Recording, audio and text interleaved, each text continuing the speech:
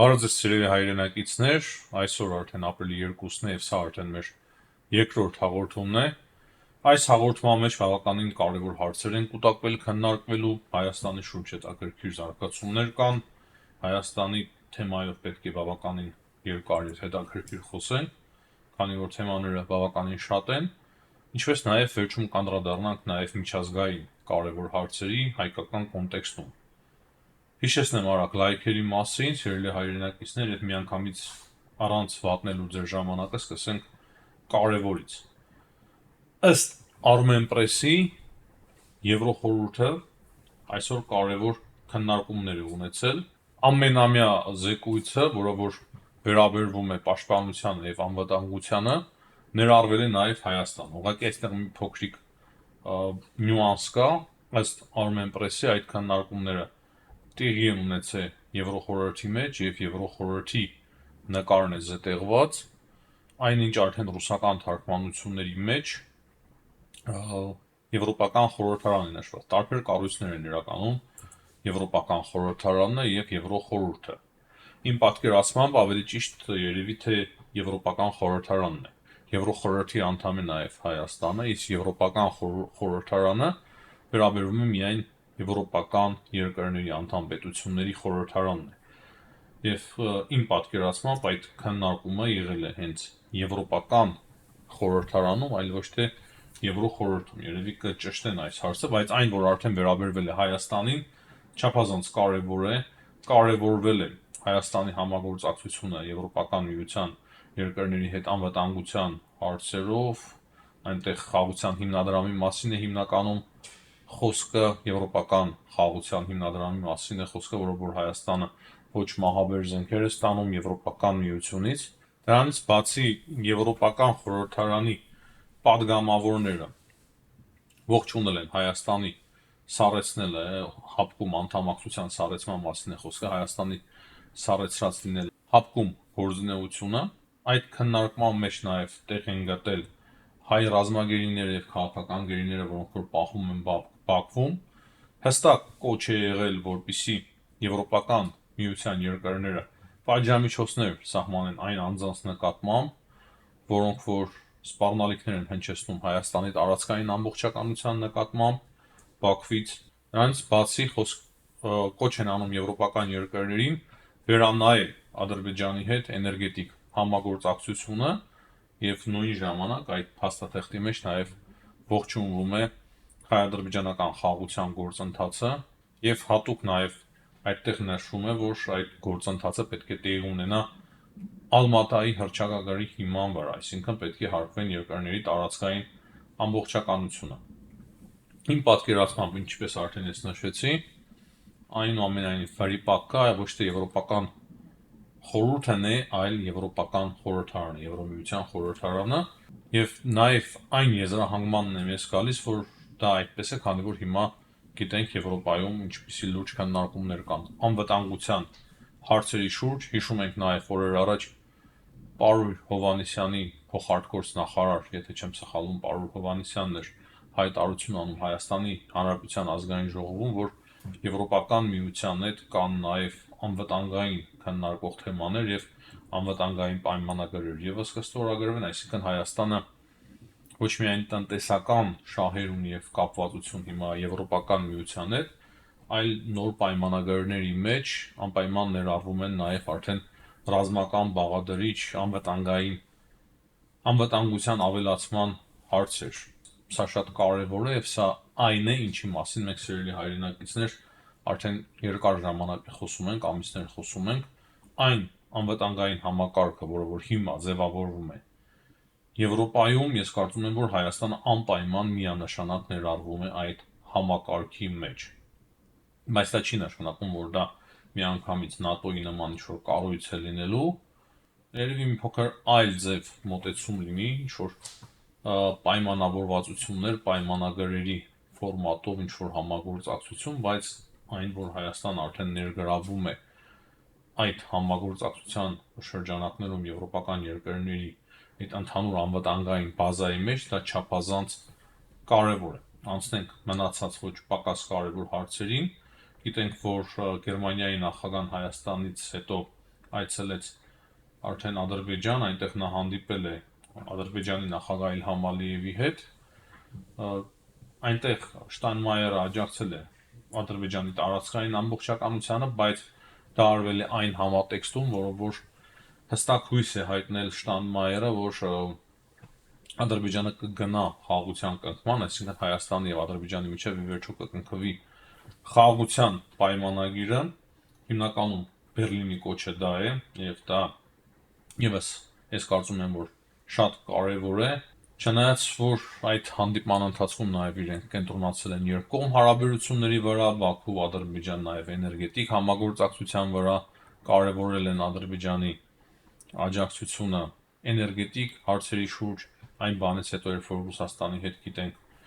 խզվեց կապը Եվրոպական միության հետ, բայց դա քաղաքականություն է, եւ մենք չպետք է նեղվենք, որ եվրոպական երկրները ունեն իրենց շահերը,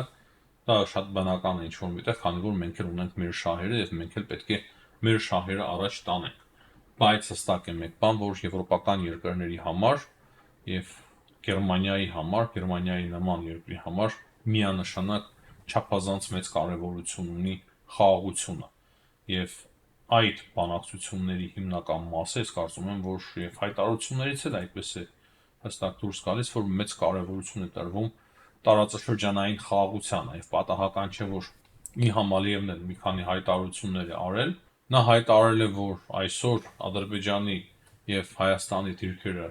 բանակցային գործընթացում խաղաղության շուրջ բավականին մոտ են, բայց նույն ժամանակ ինքը կրկին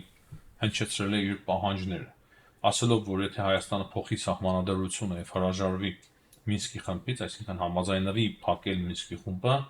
ապա ոչինչ չի խանգարում հաստատել խաղաղություն տարածաշրջանում, բայց հստակ է մեկ բան, որ այդ նախապայմանները Ալիևը շարունակում է հնչեցնել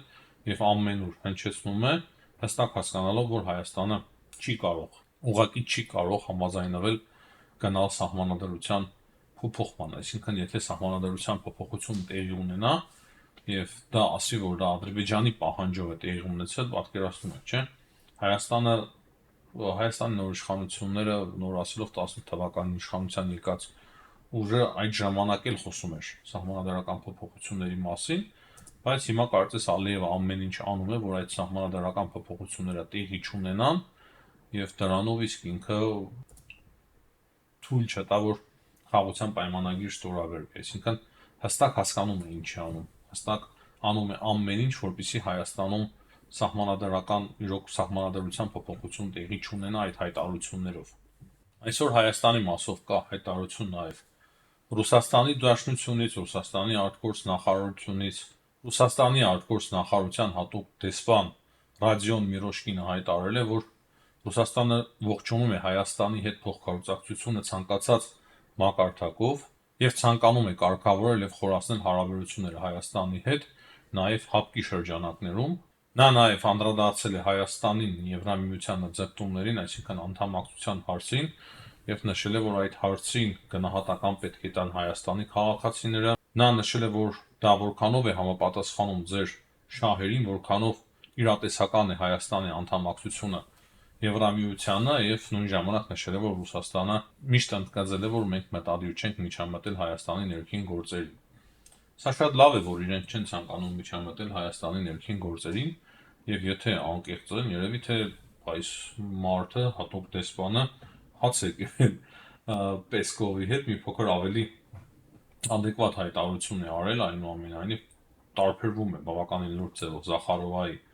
հայտարարություններից եւ երբ որ այս ձևի հայտարարություններ են հնչում, բնականաբար ես կարող եմ նաեւ ողջունել, բայց մենք գիտենք նաեւ Զախարովայի հայտարարությունները եւ գիտենք այն, որ իրականում նրանք այլ բան են մտածում Հայաստանի մասին, բայց սկսել են արդեն ավելի զգուշավոր արտահայտվել, ինչը միանշանակ շատ լավ է, շատ ողջունելի է, եթե այդպես շարունակեն, ես կարծում եմ, որ իրոք մի փոքր լարվածությունը կարող է նվազել Հայաստանի եւ Ռուսաստանի հարաբերությունների մեջ, այսինքն իրոք Հայաստանի ինքնիշխան իրավունքն է որոշել թե որ կառույցին եւ ինչպես է անդամակցում, որ կառույցի եւ ինչ կառույցի հետ է սարեցնում հարաբերությունները, Հայաստանի սուվերեն իրավունքն է սարեցնել հարաբերությունները ՀԱՊԿ-ի հետ, եթե ցանկանում է Հայաստանը դուրս գալ ՀԱՊԿ-ից, նույնպես կարող է դուրս գալ որպես սուվերեն պետություն, եւ եթե ցանկանում է անդամակցել Եվրամիությանը, ապա պետք է անդամակցի Եվրամիությանը, եւ եթե Ռուսաստանը իրոք այդ հայտարարություններին համապատասխան նույն կերպ վարվի, ոչ միայն սկսեն մտածել, այլ նաեւ այդ կերպ վարվել համապատասխանաբար, ես կարծում եմ, որ Հայաստանի եւ Ռուսաստանի միջեւ իրոք կարող են հարաբերությունները շատ ավելի լավը լինել։ Չնայած նույն ժամանակ, եթե անկեղծ լինենք, ես այս առումով այդքան էլ լավատես չեմ, որ այդպես կլինի, այդպես կվարվի Ռուսաստանի Դաշնությունը։ Հիմա խոսենք միջազգային կարևոր հարցերից։ Հիմնական թեման կրկին ռուս-ուկրաինական պատերազմն է։ Հիմա Վլադիմիր Պուտինի հատուկ խորհրդականը այս շաբաթվա վերջ այցելելու է Վաշինգտոն եւ նա հանդիպելու է Ուիտքոֆի հետ Վաշինգտոնում, բայց խոսք կա հստակ Սպիտակ տնից նշում է, որ բավականին բարդացել են բանակցությունները Ռուսաստանի հետ, տեղեկություններ կան նաեւ, որ նոր պատժամիջոցներ է Ամերիկայի Միացյալ Նահանգները արդեն մտցրել Ռուսաստանի Դաշնության նկատմամբ, խոսք կա նաեւ, որ Ամերիկայի Միացյալ Նահանգների կոնգրեսը եւ սենատը քննարկում են նոր պատժամիջոցներ Ռուսաստանի Դաշնության նկատմամբ եւ Թրամփը պատրաստ է նաեւ ստորագրել այդ փաստաթուղթը եւ այդ փաստաթղթով նավթի եւ գազի գնումը բավականին կբարդանա Ռուսաստանից, եթե երկրները այդ պատժամիջոցին չհետևեն, ապա 500%-անոց մաքսատուրքեր կսահմանվեն այդ երկրների նկատմամբ։ Այսինքն, եթե այդպիսի պատժամիջոցներ լինեն, կարող է նաև Հայաստանը ընկնի պատժամիջոցների տակ, եթե շարունակի ձեռք բերել ռուսական գազ։ Այսինքն, այս տեղեկությունը եւս պետք է լավ ավելի մանրամասն ուսումնասիրել եւ հասկանալ, քանի որ բավականին լուրջ կարող է պատժամիջոցներ հիմա լինեն Ամերիկայի Միացյալ Նահանգների կողմից ընդդեմ Ռուսաստանի, եւ սա արդեն կատակ չէ, բավականին լուրջ է։ Եվ դա է պատճառը, որ հիմա Պուտինի խորհրդական Կիրիլ Դիմիտրիևը այցելում է Ամերիկայի Միացյալ Նահանգներ, դրա այդ անձի նկատմամբ հատուկ ձևով Վաշինգտոնը արդեն չեղարկել է պատժամիջոցները, որպեսզի նա կարողանա այցելել Ամերիկայի Միացյալ Նահանգներ, եւ արդեն Ամերիկայի Միացյալ Նահանգներում քննարկելու են Ռուսաստանը պատրաստ է իրոք հրադադարի, թե ոչ, եթե հիմա ռուսները արդեն մերժեն, այս անգամ կարծում եմ, որ շատ արագ այդ պատժամիջոցները կսկսեն կիրառվել Ռուսաստանի դեմ։ Միջայլոց այս մասին է գրում նաև Reuters-ը, նշելով, որ փակ ուղում են հայտնվել Ռուսաստանի եւ Ամերիկայի Միացյալ Նահանգների միջև բանակցությունները ուկրաինական հրադադարի շուրջ, եւ ըստ Reuters-ի 50 կոնգրեսականներ եւ սենատորներ նոր բանաձև են ներկայացրել, որի մասին արդեն ես նշեցի, եւ շատ լուրջ պատժամիջոցներ կկիրառվեն միանգամից Ռուսաստանի նկատմամբ, եթե Ռուսաստանը հրաժարվի դադարեցնել կրակը եւ չգնա հրադադարի։ Իրանի մասով ամեն օրվա ռեժիմով նույնիսկ օրը մի քանի անգամ տարբեր տեղեկություններ ենք ստանում, եւ հիմա Daily Mail-ը իսրայելական գրում է, որ իրոք Թրամփը որոշել է հարվածել Իրանին եւ պատերազմը բավականին մոտ է, հարվածելու են Իրանի ատոմային օբյեկտներին։ Շատ այստեղ կարևոր է նշել, որ այսօր հեռախոսազրույց է տեղի ունեցել Իրանի արտգործնախարարի եւ ՄԱԳԱՏԷ-ի ղեկավարի միջև, Գրոսի միջև, եւ հետաքրքիր հայտարարություններ մենք ունենք նաեւ Իրանի արտգործնախարարից։ Նա ասում է, որ ճիշտ է Ամերիկայի Միացյալ Նահանգների նախագահ Դոնալդ Թրամփին դուր չեն գալիս պայմանավորվածությունները 2015 թվականի, բայց այդ պայմանավորվածությունները կատարվել են, Իրանը չի ստեղծել ատոմային ռումբ, եւ նա ասում է, որ Իրանը վերահաստատում է, որ ոչ մի պարագայում իրենք չեն ցանկանում ստեղծել ատոմային ռումբ։ Ու նա ավելացնում է, որ 7 տարի անց, ինչ Ամերիկայի Միացյալ Նահանգները դուրս են եկել այդ բանակցային գործընթացից, չկա ոչ մի նշան, որ Իրանը ստեղծել է ատոմային զենք։ Նրա խոսքերով բանակցությունները եւ դիվանագիտությունը աշխատում էր նախկինում եւ կարող է աշխատել նաեւ հիմա։ Բայց Իրանից կան նաեւ այլ հայտարարություններ, իրանական բանակի բարձրաստիճան պաշտոնյաներ հայտարարում են, որ իրանական թիրախների տակ են Ամերիկայի Միացյալ Նահանգների բազաներ, որտեղ որ զինվորական ծառայություն են անցնում մոտ 50,000 ամերիկացի զինվորականներ։ Այսինքն Իրանը հիմա բավականին բարձր պատրաստվածության մակարդակի է բերել իր հրթիռային զորքերը եւ թիրախի տակ է պահում ամերիկյան բազաները։ Ու ահա այս ֆոնին Իրանում բազմաթիվ քաղաքական գործիչներ, տարբեր տեսակ քաղաքական գործիչներ կարծիք են հայտնում, որ Իրանը պետք է ունենա ատոմային զենք, պետք է ունենա Եվ ինչպես Հյուսիսային Կորեան, այդպես էլ Իրանը պետք է ունենա, որպեսզի Իրանից հեռու մնան եւ այլևս չխոսեն այդ հարցի շուրջ եւ չմտածեն նույնիսկ հարձակվել Իրանի վրա։ Եվ ահա այս պայմաններում նաեւ խոսք կա այն մասին, որ կարող է շուտով Փեզեշքյանը այցելի նաեւ Բաքու, իմիջիայլոց Ադրբեջանը շարունակում է զենք ձեռք բերել Իսրայելից, այսինքն գլոբալ ինչ-որ լուրջ բաներ են տեղի ունենում մեր տարածաշրջանում։ Ամենայն հավանականությամբ Փեզեշքյանը այցելելու է Բաքու, որպեսզի հաստատ համոզվի, որ Ադրբեջանի կողմից ոչ մի սպառնալիք չկա Իրանին։ Տեսնենք, թե ինչպես կզարգանան իրադարձությունները, բայց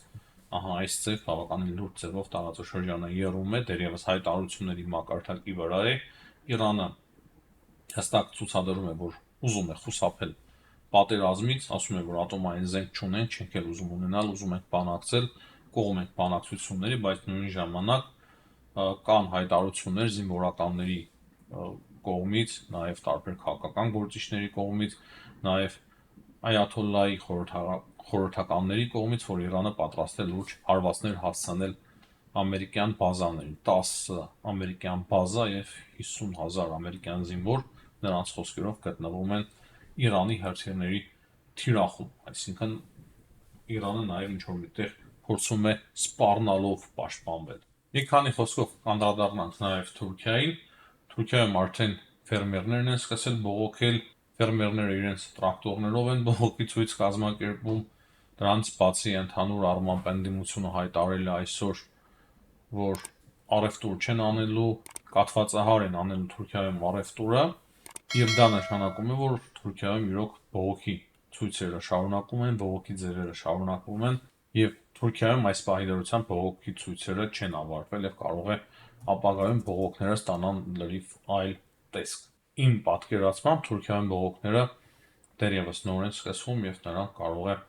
նոր եւ տարբեր այլ ձևեր ստանան, տարբեր տեսակի ակտիվություններ, տարբեր տեսակի բողոքի ցույցեր եւ ալիքներ դեռևս կարող են բարձրացվել Թուրքիայում։ Այս պահի դրությամբ այսքանը, սիրելի հայրենակիցներ, կրկին հիշեցնեմ լայքերի համար, բաժանորդագրվեք, եթե չեք բաժանորդագրվել մեր ալիքին, հաջողություն, կհանդիպենք։